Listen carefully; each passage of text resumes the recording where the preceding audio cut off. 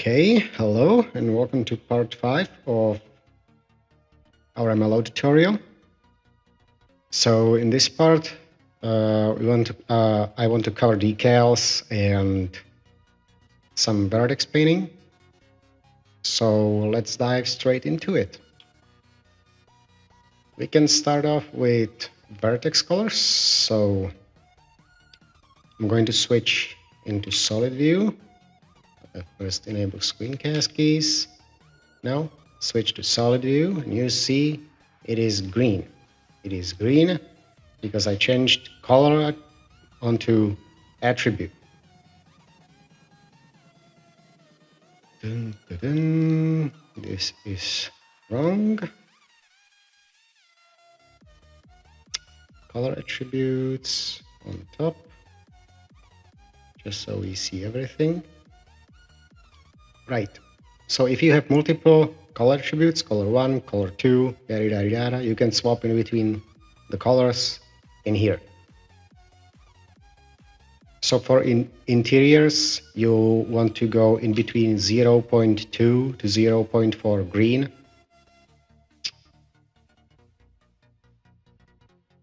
So here, this is on 0.4 green. And for exterior, you want to go in between 0.2 to 0.4 on red, like this for exterior. But since this is interior, I want to have a green. Now, if you're doing like shadowed or darkened areas, then you can use blue. But also if you have high amount of lighting inside, you can also do blue. So if I had super bright lights everywhere in here, I would do blue, because if I put the green there, it will be way too illuminated. But we'll leave it green. It's just a basic interior. We're not doing any, studio or something. So you can always experiment with green and blue, pink and purple as well. Just don't leave it at white, because white is gonna be super shiny, super bright, super shiny. So that is some basic Vertex colors. Now let's do the decals. So you have your shell created, you want to add some detail to it. Now here you can see I have already crafted mine decals, but I'm going to show you how you can do it the quick way. So the quickest way, you just select faces on your shell, Shift D, duplicate, then you separate selection, and you select the selection that you separated, you clear parent and keep transformation, edit mode. Now what you want to do, offset it a little bit. So I'm going to move it like this, just a tiny bit up. I think that's too much. Oh, yeah, like that. Just to have it a little bit offset so it's not clipping. Now remove all shaders. Shader tools. Create shader material for a decal. Let's find some dirt texture.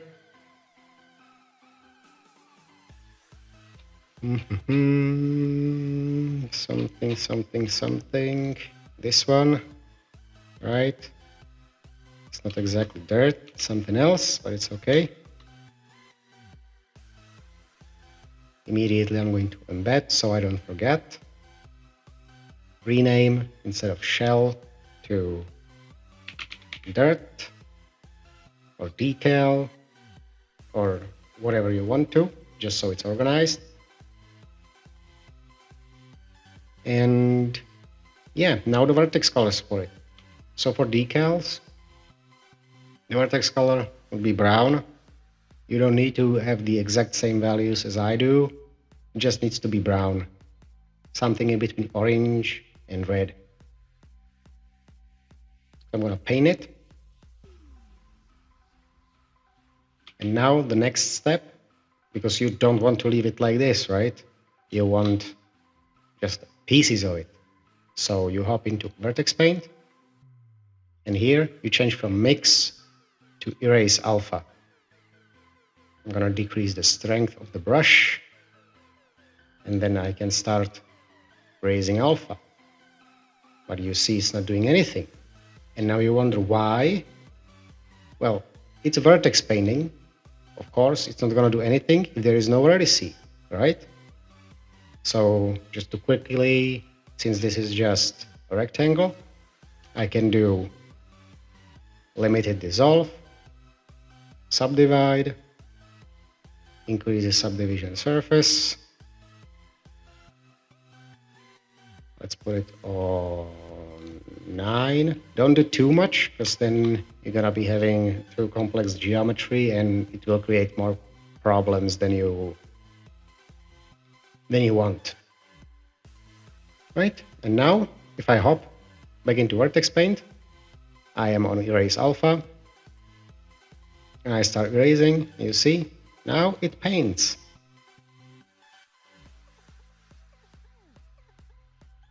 So I'm going to erase portions of it.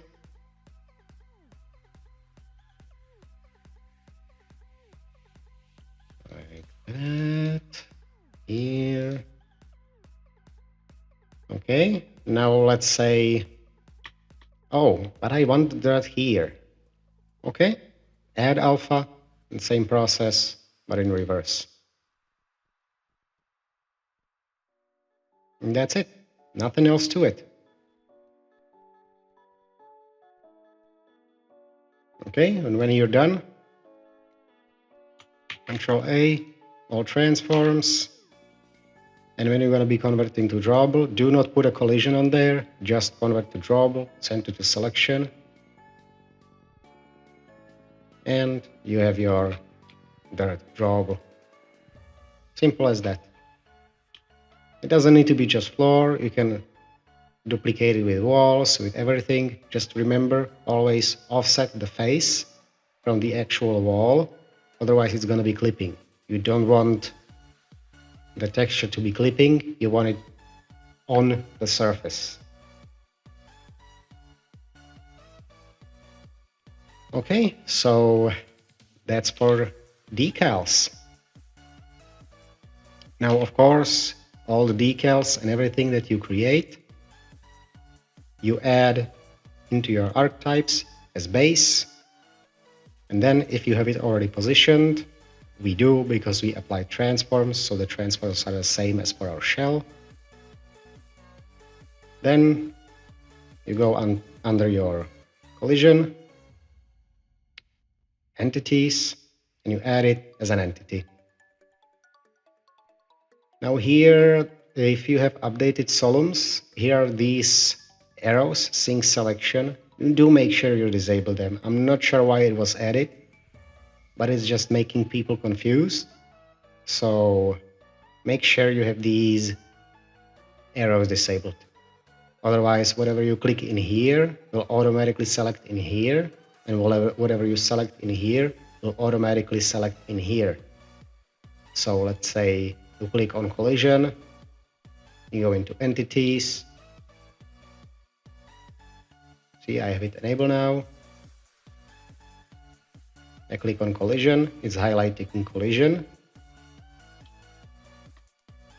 Let me do it this way so it's unhidden. It highlights collision. Now I go into entities, but I don't want the collision to be highlighted. I want my shell to be highlighted. Oh, and now it disappears because it highlights the shell in here. And then I go down, back to collision, scroll down, and I want to highlight, I don't know, let's say my skirts. Oh, see? So do make sure you disable this. It's just a nuisance. I don't know why they added it. It was never needed. I'm not sure whom requested it or something. This is completely useless feature. So disable that and you can be selecting anything worry-free. So here you click on collision.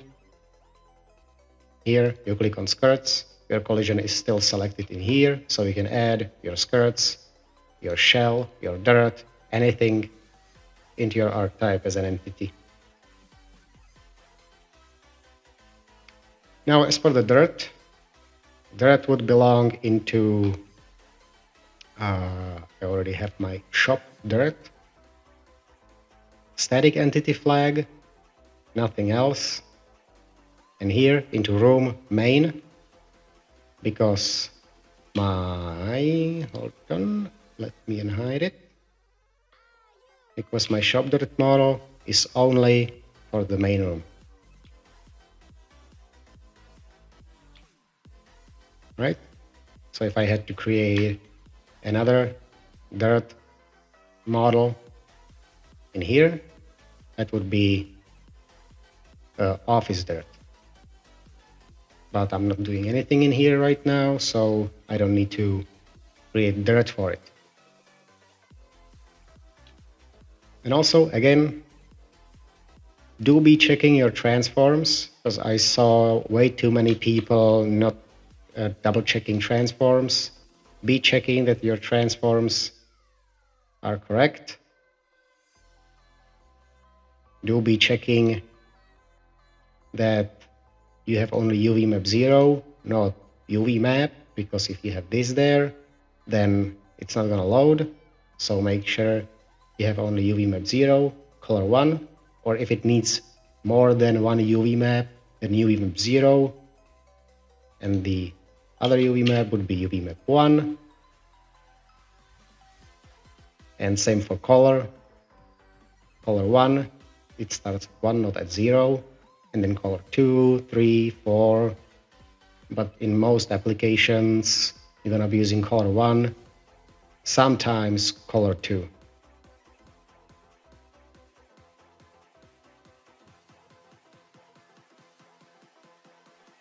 So yeah, hopefully all that makes sense. I tried to simplify it as much as I could. But this is way too complex for just a simple explanation. But I tried. Anyways, let's dive onto lights. So here, as you can see, I have already created my lights. There are multiple ways to do lights. I don't do them fully in Blender. I do them halfway in Blender and halfway in Light Editor. Light Editor is in RPF Explorer. But first, let's focus on how to do lights in Blender. So you essentially want to grab a light prop from Forge. So where are the goddamn lights? Lights, ceiling. Now here under search filters, you want to look for light source.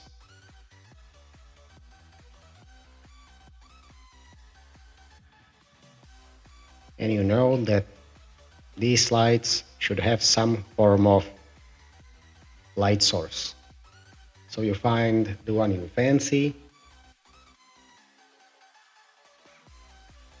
You can of course mix and match them, it doesn't really matter.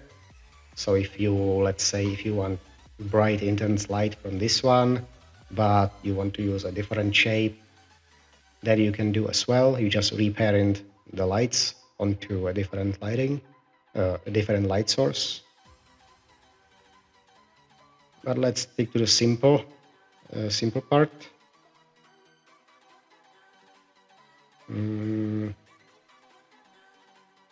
No, actually, let's do this one. Or small white, that's better. Small white. So RPF Explorer.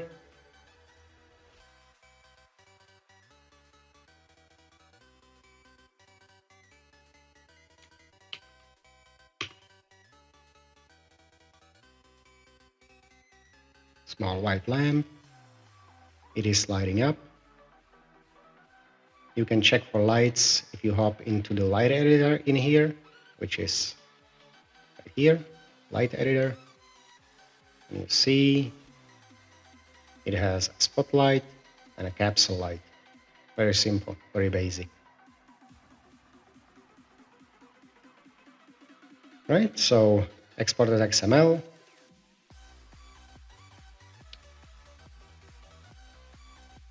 Where is the thing? I'm gonna export it in here, because most props I have in there. Save textures, backlight, ceiling.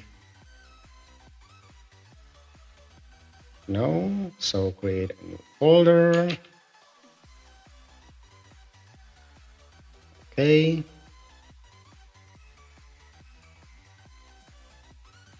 Right, now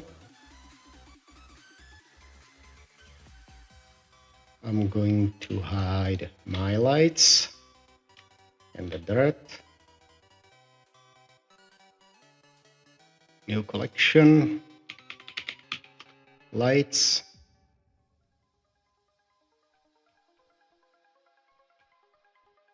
Import. Now where is it?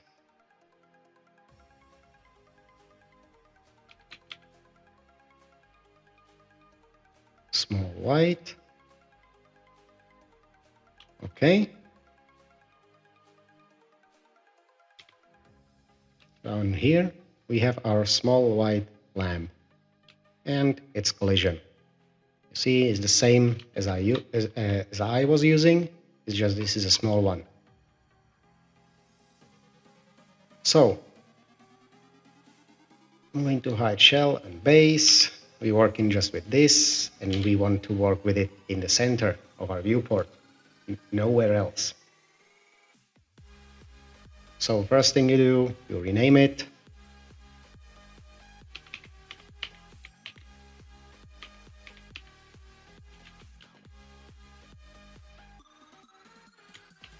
Be the dot call, just so it knows that it's collision. And here leave the dot model, so it knows it's a model. Under collision, it's all okay. And here is the lights empty. You always want the lights empty to be there. If you don't have it named exactly like that, lights, capital L, and the other lowercase, is most likely not going to work. So this is how it should be named. If there is a dot and some numbers, that is okay, because the numbers are being removed when you're exporting your model. So here is our capsule light and spotlight. Way too many people start tinkering with the values in here under light, and it's a big no-no. You want to grab the Solemns tab and tinker with the lights in here. That's why the tab is there, just so you could actually adjust the values that are needed for your light.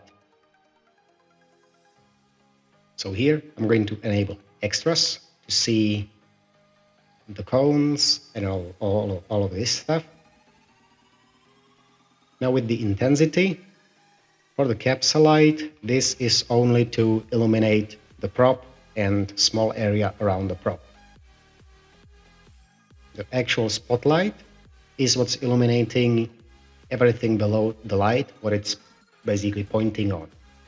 So this spotlight is what you mainly want to be focused on. Intensity 2000 is just too small. You can change it to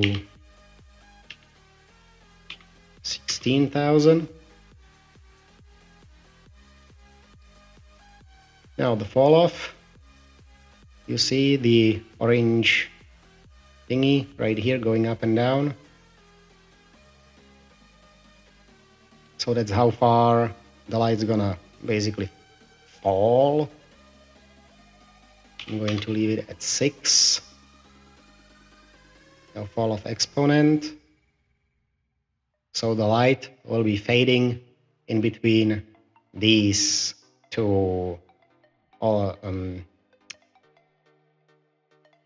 between this point and the end of the circle, it will start to fade off until it's not visible at all. So of course, if you make it huge, massive like this, the light is gonna disappear somewhere in here because then it doesn't have enough intensity. But you do not want them lights to be gigantic, otherwise you're gonna be facing FPS issues. And yes, you eventually will if you make them too powerful, too many, or too big.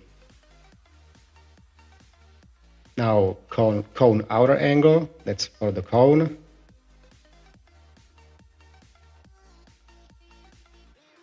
Here, you see. So in this case, I would want the cone to be flat, not like this. So I make it 180, and the cone is flat, which means the light is shining 180 degrees, half circle. If you make the cone 90 degrees, then the light is shining in 90-degree angle. Right? So I'm gonna leave it at 160 like it was before. And now this cone inner angle, that is kinda annoying to set up in Blender. But leave it on 1 just so it's the same. In the light editor, it's much easier to set up the inner angle, as you can see here. Spotlight. And where is the inner angle? Inner angle, here it's at 0. I'm going to make it, I don't know, 30. And it's much better visualized.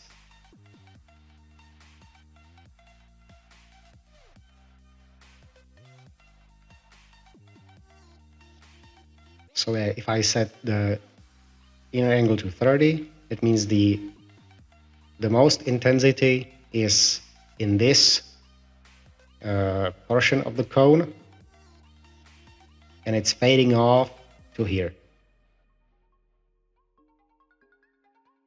But again, not every single light option is good for every single situation. So like, for example, if I had a bedroom, I would not want such light to be there because it will be shining too much on the floor and it won't be really illuminating the bedroom. But if I were to create a workshop, for example, like we're doing right now, I do want the workshop to be nice and properly lit up. So I want the light to be as bright as possible. So for bedroom or something, you wouldn't be really using these lamps with tube lights, but normal round ones, which then you would readjust all of these to what you actually like. It's mostly trial and error. If you need to add more lights, you can hop in here into light tools, and here you have create light, point, spot, or capsule. And here are some basic light presets that you can use. So let's say on this spotlight, I'm gonna use this spot wall light 1 preset, and see, it changes the values according to the preset. So you can play with the presets, you can create your own presets, and it's pretty much all on you to create what you like visually, rather than me telling you how to set up one light.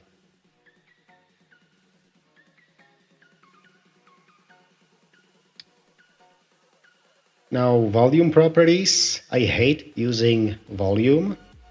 That will create like a mist or smoky light, smoky light cone. I don't like that because it obstructs view. It's just a bit disturbing, so I always make these all zeroed. Now the distance properties, with this you can leave it at defaults.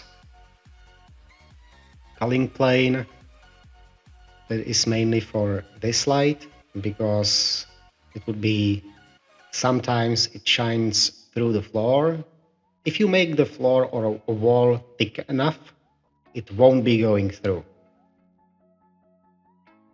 But you can also use culling plane to like force block the light on a wall, so the light won't be going through.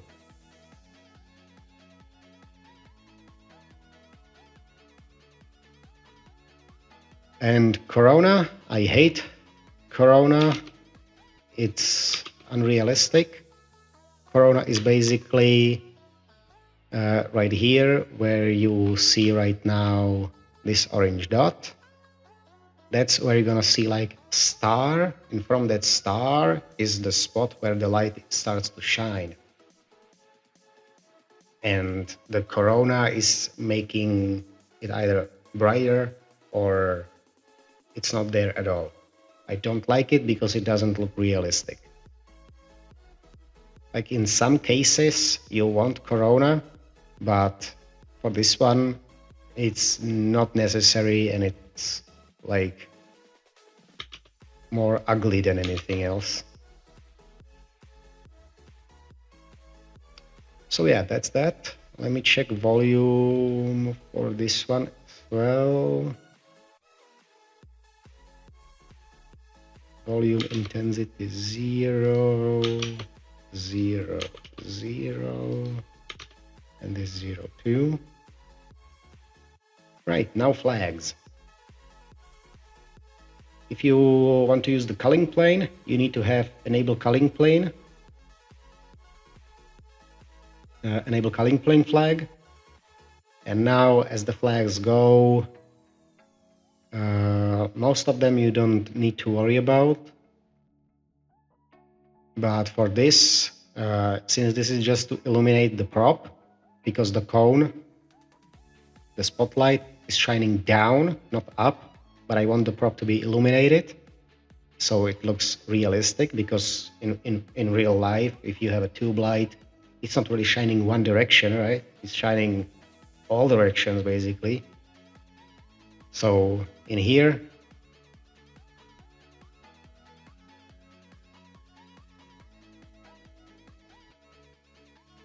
for this one, you do not want it to cast shadows, because then since it's in here, which is inside of the prop, and you want to the light to just illuminate the prop, then it would not illuminate the prop, it would create a shadow instead. It would look stupid.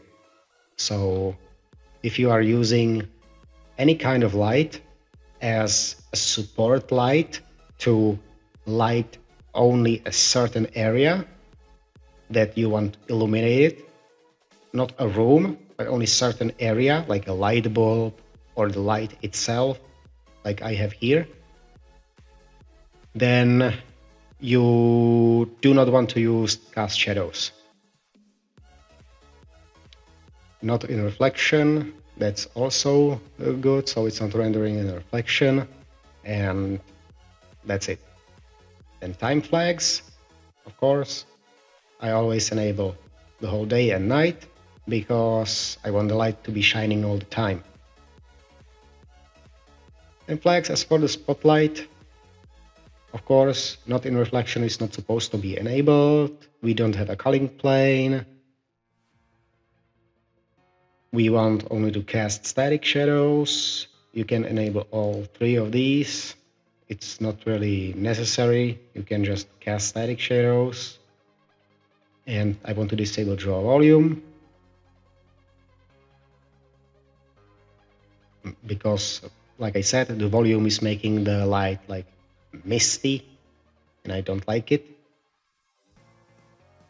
And I believe at this point we are ready. So we are ready with the light. We have a light, we created our light prop. Now we will export the light prop. First things first, make sure textures are embedded. Like this. Then export your prop.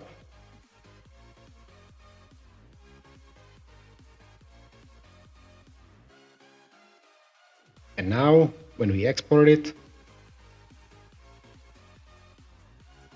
add them into the white type as base.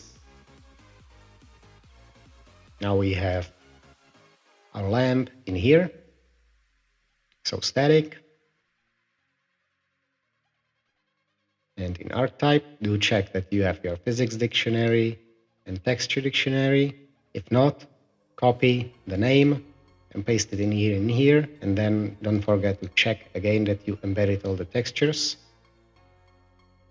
That's what the texture dictionary is. That's what the texture dictionary is for. Special attribute, nothing needed. And that's it. We have our light in our white type. Now to add it into the room. So I'm going to unhide my shell. And I'm going to find a spot for my light. So now I saw people whom just grab it like this and then start placing it. You should not be doing that. Always close it just so it's not confusing you and grab it by this empty, not by the model, not by anything else, but grab it by this empty and then position it. So I'm gonna position it right here.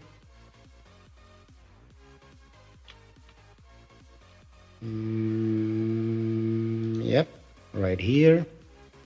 Now let's check it. This is not how it's gonna look in game, but this is just for me to preview that it's actually, that the light is lighting. And when we have it positioned in here, next thing you want to do, select your collision. This is why we unlinked it, because now it's still selected. It's not selecting our collision, it's not messing up our collections. Let's go down, entities, and our light in here, add objects as entity.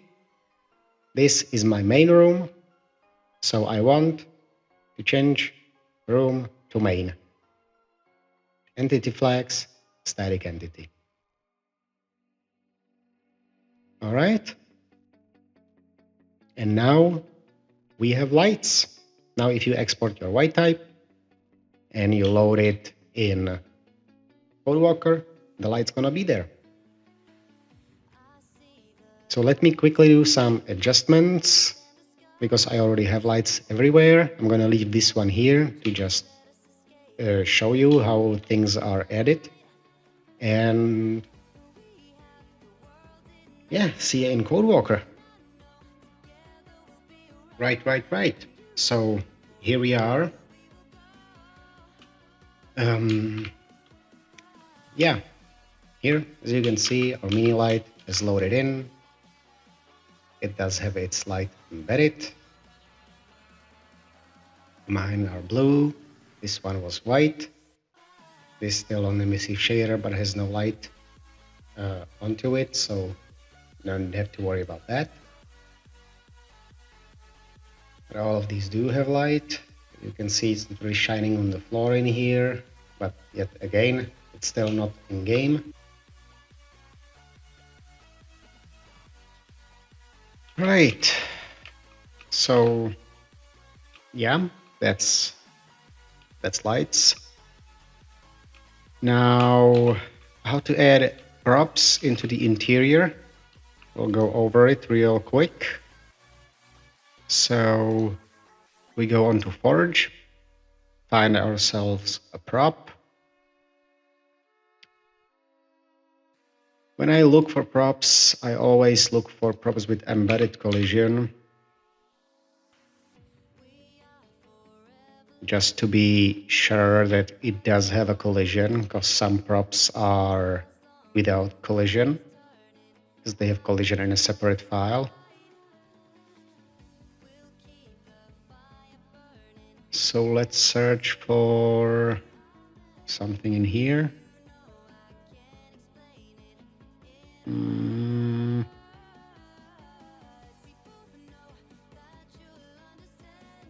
Maybe decorations.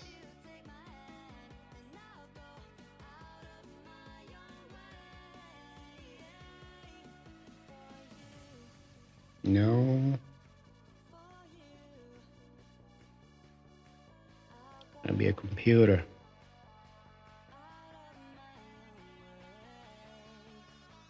No. Now let's try this one. Doesn't really matter. Right. I'm going to check for collision meshes.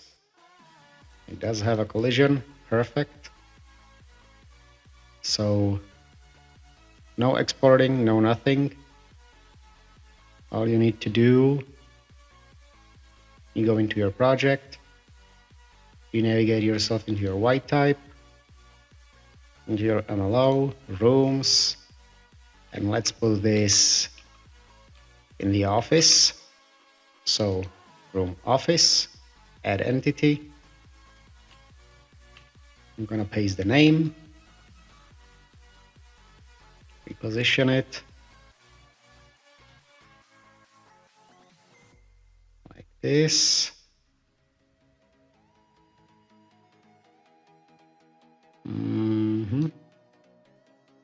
Yep. Now, next prop would be some chair.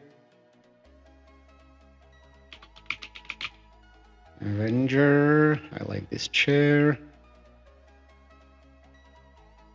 So that's for a table. I want to be in here.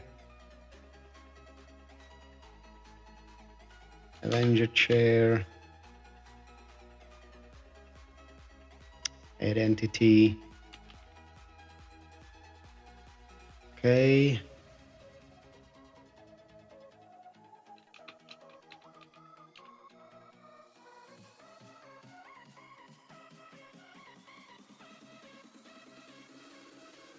Like that.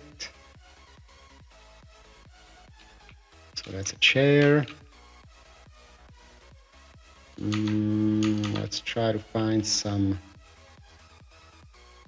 plant. Decorations, I already checked. Here is a plant. Again, office, add entity, add die plant.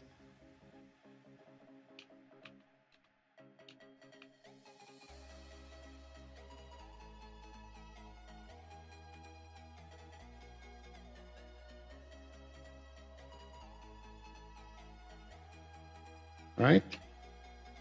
So now when you have it all decorated, you want to essentially regenerate your manifest. But first, let me try to add something in this doorway. So that would go into portals. Let's try to find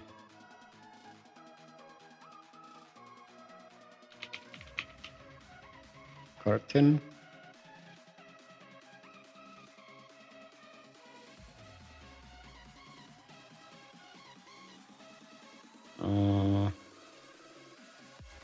Something normal.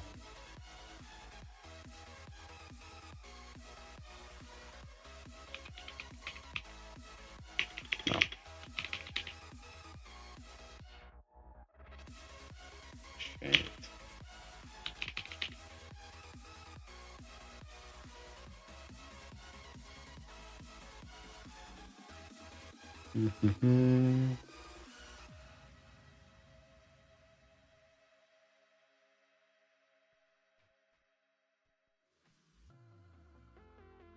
What is this cloth piece?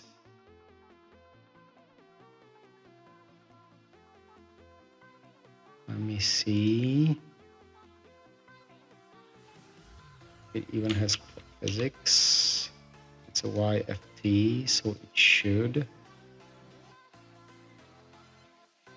Cloth default, so it's not gonna look great. But it is what it is. So here, I would go into portals. And you need to know which portal you put in there where you're going to be putting the thing. So I know for this it's portal number 3. I'm going to add entity, add my curtain. It is quite big. Unfortunately, resizing props in CodeWalker is not ideal. So if you need to resize the prop, it's better to go and make it in Blender as a custom prop and resize it that way. But we're not gonna be bothered with that. I just want something in here.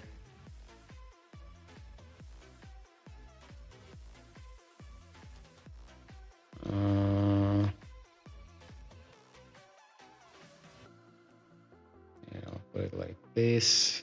So one of them in here. One of them in here.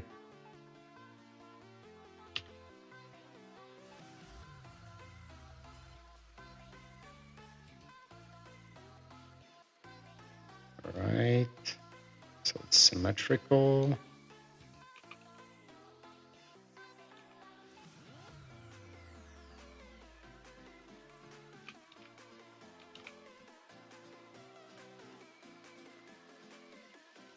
Okay. So yeah, same applies for doors. If you need to add some custom doors that you created later or some original vanilla doors, you add them into portals. But for example, here for the toilet, okay, I know that there is no portal. This toilet and this room is one big room. Same with the upstairs. It's a whole one room. All of this is one room. The only separate room is the office. So for this door, since there is no portal, I'd be adding doors into my main room, right? So let me find the doors I made the frame for.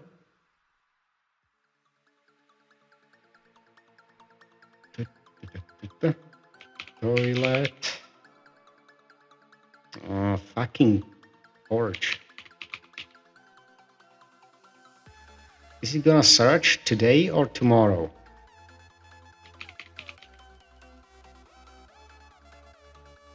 Toilet door. And here, main room, I'm going to add entity. Put my toilet door in there. I made it a bit smaller on you. Oh, actually I put a bar in there because I wanted to put strips in there. Yeah, that's my bad. Anyways, I'm going to rotate them, smack them in place.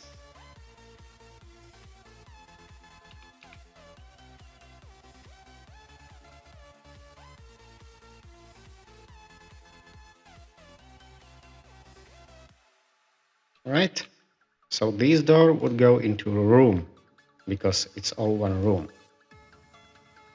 But this, since it's in a portal, it goes into a portal, right? That's the difference.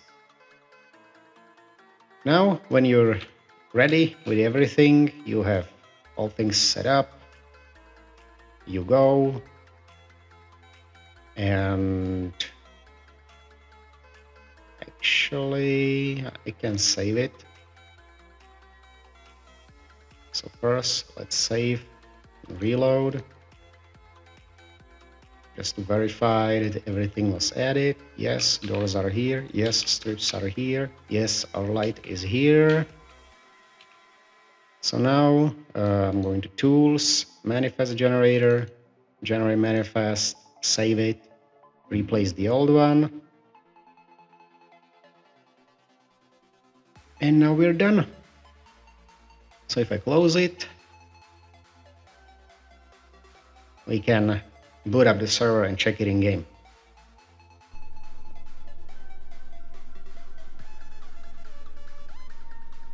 Right, now when we load it into the server, we spawn in as usual. You can see our light inside is lighting. Let's change to morning.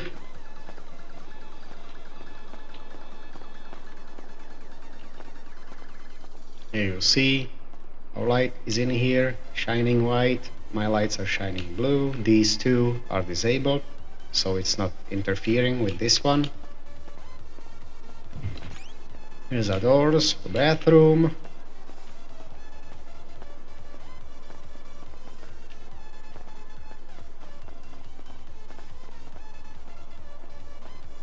And here's this. You can see our chair, our table, it's all in there.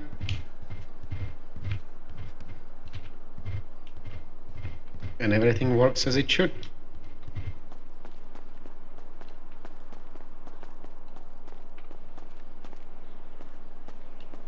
Okay, so that's everything. Now one last thing I would want to mention. So if you're gonna be adding props to the exterior, never, please, never start shoving them into your original YMap, okay? Never. Always create a new YMap that you have specifically for exterior, because you see this YMap has HD and interior flag. Now if I want to create, let's say put a flagpole in here or something, new YMap, put the flagpole in there, or a ramp, or a trash can, or something, or let's say in here, I would want to add a ramp. You add it into a new separate YMap. You do not start shoving things into your original interior YMap. That's only for interior. Also, if you're adding props into the interior, you do not add them into the YMap. You always add them into your Y type and into appropriate room or portal. Okay? Now, if you have an issue where, wasn't loading in. If you have an issue where you make a custom prop, you put it, let's say, in here, and you walk in there, and you know it's in your main room, but the prop starts popping in and out when you're in game. It is because, let's click on this door. It is because this BB min, BB max, BBS center, and BBS radius are incorrect. They may be at 0 or something. So the best way is to find a prop that would be similar to the one that you're working with. Like, let's say I select this one and I want to go into edit archetype, and I see BVM, max, center, radius. So let's say I have a small thingy here that's similar size as this original GTA prop.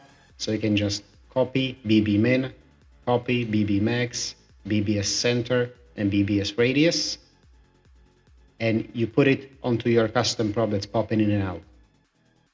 All right, and then your prop will not pop in and out. Now, as for the chair, you saw when I was in there and I bumped into the chair, it started to move. So if you want to disable movement, you would, hold on, I'm in the wrong thing. You would take on static entity here. And then the entity should not be moving. You do not want to be editing the archetype for original GTA files because that will create chaos. You want to edit only whatever you have in the room, in the office. So if you need to copy the bounds of this chair, okay, of this chair, the bounds min and max, you go into edit archetype, and here you copy the bounds. But if you want to make the chair static, you do not go into edit archetype, you just enable static entity right here. And then of course, any change you do, tools, manifest generator, regenerate manifest, and done. Okay, so that's everything. We have successfully finished MLO with some basic decals, adding props and such. Now I do add props halfway in Blender, halfway in CodeWalker. I still prefer doing lights and props in CodeWalker because in Blender it will create some issues, like let's say, for example, with the bounds. Solms is calculating bounds, minimum, maximum, center, and whatnot automatically upon export, but it will eventually break, and then you're going to be having issues. So I still do things this way because it's just better for me.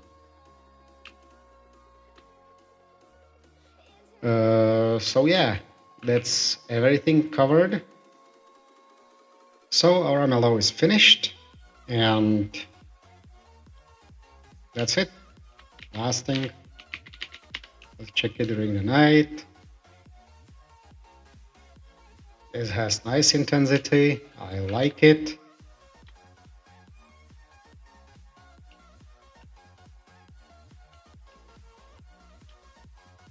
All right, and here you see the kind of mist in there that's shining from the middle of the light. I'm not sure if the bitrate allows you to see it, but that's the draw volume thingy that I hate. So yeah, you can pay attention to that. If you see something that's like this odd misty, you can be sure that it's the draw volume thing. As you see here on this one that we created, ceiling is too high, but you can see that there is no like cone. And same for the ease that I adjusted.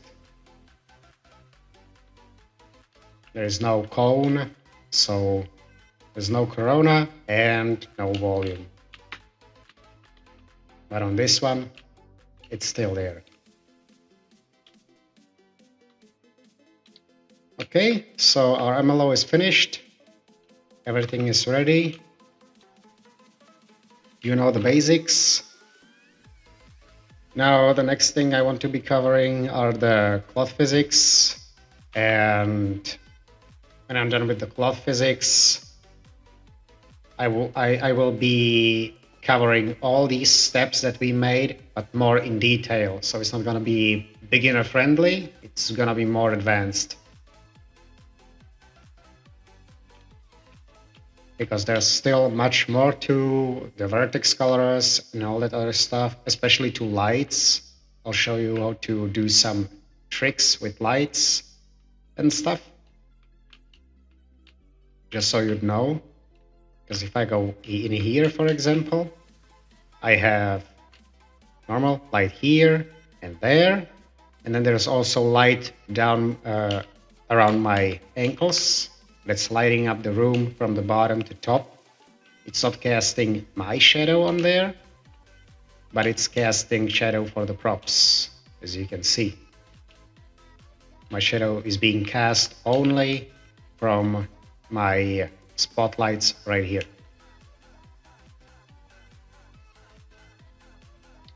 So yeah, that's all that. And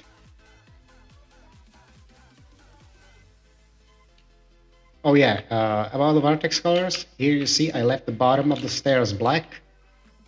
Not black, blue. So you see it's black, but the top is green. So that's the difference in between blue and green vertex colors. If I had, let's say, a really bright light right here in the corner shining on there, it would be normally lit up. But yeah, all these details will be covered in upcoming tutorials. They will be specified for one thing and one thing only, always. So vertex color tutorial, or just glass tutorial, or lights tutorial. I'm not sure when, because I don't really have much time because of all the work that I do. But I'll try to, as soon as I can. I'll try to put it out as soon as I can. So yeah, if you do have, again, any questions or need some assistance with things, you can always hop into my Discord server, ask for help. If you need some private teaching lessons, I do that for subscribers. There are still spots open, so you can feel free and subscribe and join. And also for subscribers, I have put together a list of all GTA MLOs with the props and everything loaded into Blender. Let me show you real quick. Okay, right here.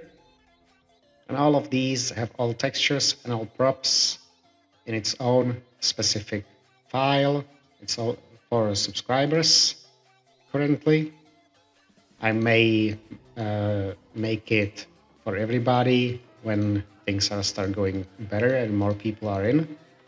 But for now, it's subscriber only. I will be adding more interiors. So let's say you're working on some, workshop. You can grab whatever you need, and you can pull props directly from there. So you don't need to look through Forge and go through the CodeWalker export and whatever. You can just grab it from there. And this especially applies for lights.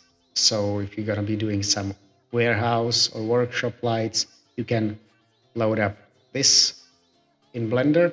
It's in a blend file with all textures, so you can just load it up, search for missing files, it'll load all the textures, and you can see how Rockstar did lights. So if you need something for reference, you can always grab it. It's not really beginner friendly, but this is how I learned how to work with MLOs, just to inspect how Rockstar did it, and then I did it myself. I found out that it works, and then I continued. Right, so that's all for part 5. And yeah, hopefully see you in one of the next tutorials. Bye.